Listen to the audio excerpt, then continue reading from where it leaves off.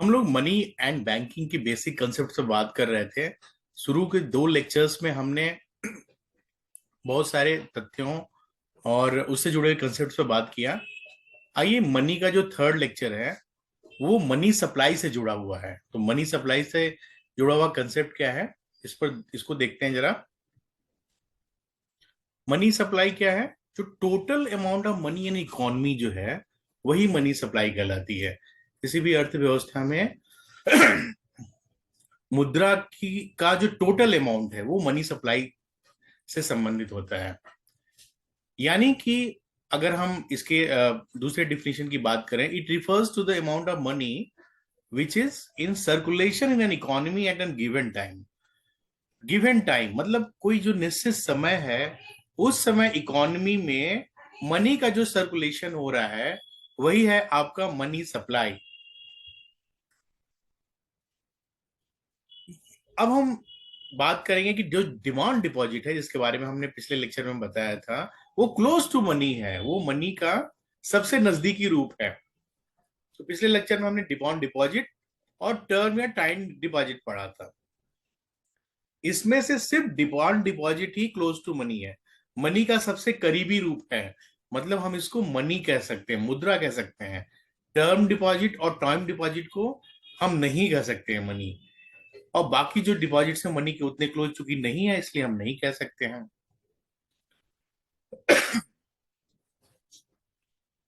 RBI क्या कहता है? इंडियन इकोनॉमी में मुद्रा आपूर्ति के यानी कि मनी सप्लाई मापने के चार रूप हैं। कौन से चार रूप हैं? M1, M2, M3 और M4।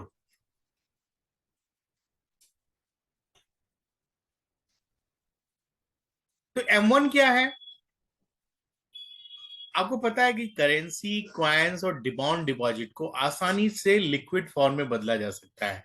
लिक्विड फॉर्म का मतलब कैश, कैश में कन्वर्ट किया जा सकता है। ये बहुत ज्यादा तरल होते हैं। और आप इसमें अदर डिपॉजिट्स पे को भी रख सकते हैं। तो M1 की डिफिनीशन यहां हमने सबसे नीचे लिखा हुआ है। M1 क्या है?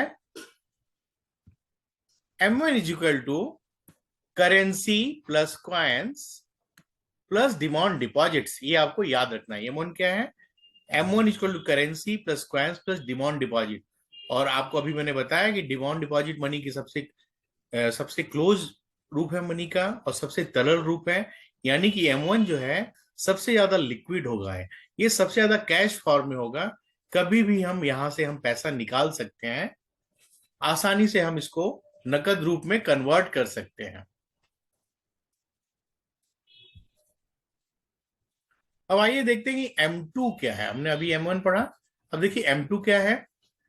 M2 जो है मनी की दूसरी फॉर्म है, और इसमें M1 के साथ साथ शॉर्ट टर्म टर्म डिपॉजिट्स यानी कि सेविंग डिपॉजिट्स भी रखे जाते हैं, और इसे ही M2 कहेंगे। तो M2 की डिफिनीशन क्या हो गई? M2 का फॉर्मूला आपको याद रखना है। M2 is equal to M1, मतलब M1 शामिल ही होगा, प्लस सेविंग डिपॉजिट्स। कौन से सेविंग डिपॉजिट्स? जो पोस्ट ऑफिस के साथ रखे जाते हैं, ये M2 is equal to M1 plus saving deposits with post office saving banks. ये हुई आपकी M2 की डिफिनीशन। अब आइए देखते हैं M3। M3 क्या है? मनी की एक तीसरी फॉर्म है, जिसमें M2 के साथ साथ फिक्स डिपॉजिट्स और रिकरिंग डिपॉजिट्स भी रखते हैं। फिक्स डिपॉजिट्स मैंने आपको बताया था कि एक निश्चित अवधि के लिए हम अगर बैंक में पैसा रखते हैं, पोस्ट ऑफिस में रखते हैं, वो फिक्स डिपॉजिट कहलाता है। रिकरिंग डिपॉजिट्स में क्या होता है? एक निश्चित समय के बाद आपको लगातार पैसा जमा करना होता है। मान लीजिए कि अगर उसका जो शर्त है कि हर दूसरे महीने आप 1,000 रुपये जमा करेंगे। रिकरिंग का मतलब होता है बार बार। तो हर दूसरे महीने 1,000 या 2,000 जमा करेंगे, तो भी रिकरिंग डिपॉजिट्स है। तो M3 में क्या क्या रखेंगे आप? M2 plus fix deposit plus recurring deposit. और इसको हम क्या कहते हैं बताइए? इसको हम कहते हैं M3 को aggregate monetary resource. Aggregate monetary resource. तो M3 का फॉर्मूला क्या हुआ? M2 plus time deposits of all commercial and cooperative banks. Time deposit क्यों? क्योंकि जो फिक्स डिपॉजिट है उसके साथ टाइम की शर्त है। अगर 5 साल के लिए फिक्स डिपॉजिट आपने जमा किया है, तो आप उसको 5 साल के पहले निकालेंगे तो आपको कुछ पेनाल्टी देना पड़ेगा। इसी तरह रेकरिंग डिपॉजिट्स के साथ भी होता है कि अगर समय के पहले निकालेंगे तो आपको पेनाल्टी देना पड़ेगा, कुछ इंटरेस्ट आपको कम आपको मिलेगा। तो M3 क्या हो गया, M2 plus time deposits of all commercial and cooperative banks. अब आइए देखिए मनी की जो चौथी फॉर्म है हम उसकी बात करेंगे, M4।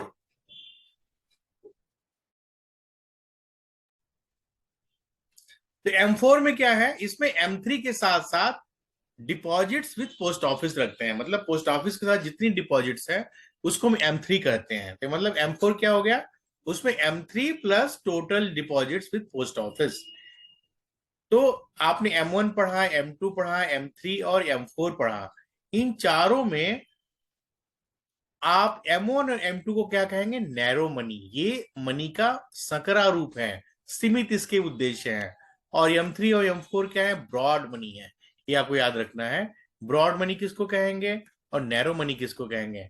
नैरो मनी कहेंगे M1 और M2 को, और M3 और M4 को कहेंगे हम ब्रॉड मनी।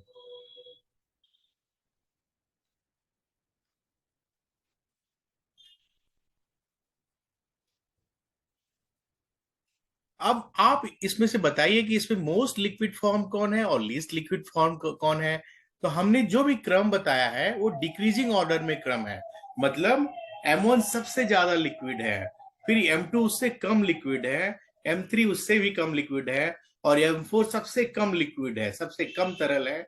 उसको आसानी से हम कैश में कन्वर्ट नहीं कर सकते हैं। तो ये डिफरेंस हो गया M1 से लेकर M4 के बारे में। सबसे कम लिक्विड कौन है, सबसे ज्यादा लिक्विड कौन है, और उनका ऑर्डर क्या है, ये भी आपको याद रखना है। बहुत सारे क्वेश्चन आए हैं, एक यूपीएससी में बड़ा इंटरेस्टिंग सा क्वेश्चन आया है, आइए उस पर बात करेंगे अभी हम।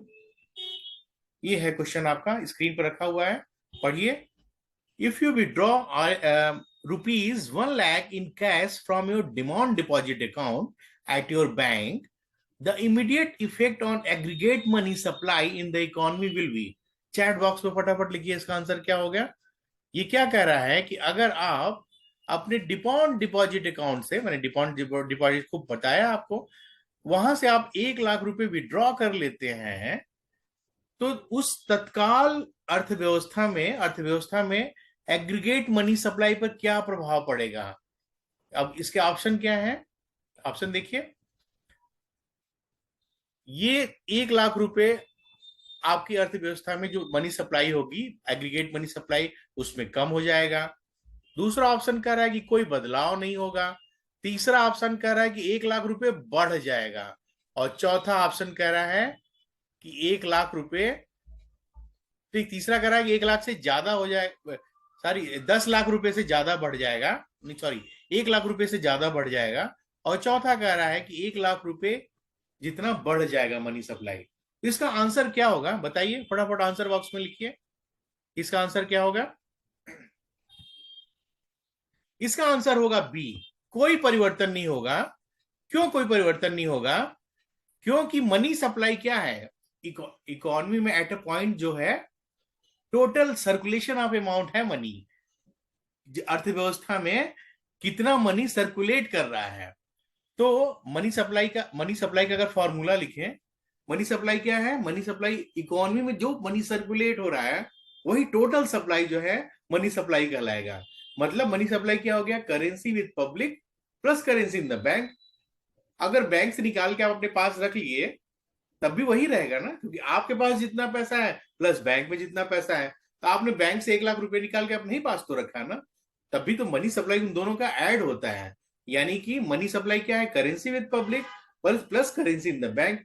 आपने बैंक से 1 लाख रुपए निकाला और अपने हाथ में रख लिया, तो मनी सप्लाई क्या है, सर्कुलेशन में एक निश्चित समय में जो मनी की टोटल मात्रा होती है वही होती है मनी सप्लाई। यानी कि कोई परिवर्तन नहीं होगा। यह बड़ा इंटरेस्टिंग सा क्वेश्चन है, इसको अच्छी तरह से याद रखिएगा।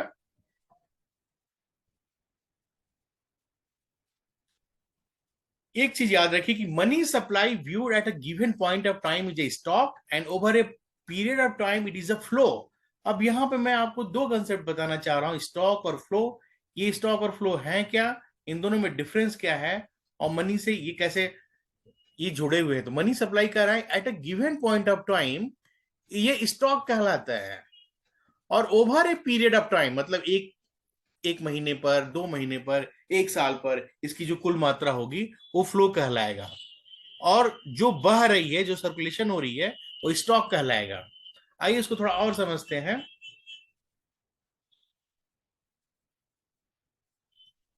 मनी सप्लाई जो है, जो मुद्रा की आपूर्ति होती है, प्राइस लेवल को समझने में, उनके निर्धारण में और इंटरेस्ट रेट्स को के निर्धारण में बड़ी महत्वपूर्ण भूमिका निभाती है।